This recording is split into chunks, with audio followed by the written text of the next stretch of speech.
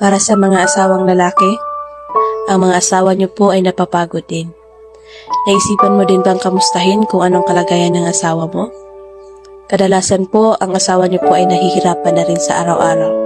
Di niyo lang napapansin. Kapag sinabi ng asawa niyong napapagod na siya, huwag mong isipin na nag-iinati siya. Nahihirapan din siya sa araw-araw na nangyayari sa buhay niya. At dumadating na sa puntong pagod na siya kaya nakadaing na.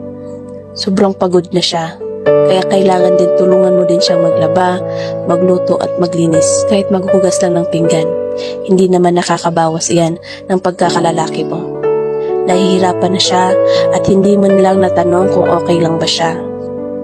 Ang nanay ay hindi lang tagapag-alaga ng anak, taga-budget ng mga kailangan, taghanap para mabuo kung ano ang kulang. Kailangan din ng suporta ng asawa. Simpleng kamusta sa kanya, masaya na siya. Kung may problema ka, andyan siya sa tabi mo, handang makinig at magbigay ng payo. Kung walang pera, maghahanap yan ng paraan para may mahiram.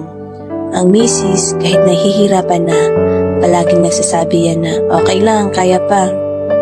Kung tatanungin if meron, sasagot iyan ng oo, meron. Pero ang totoo, walang-wala na. Isang mahigpit na yakap sa ating mga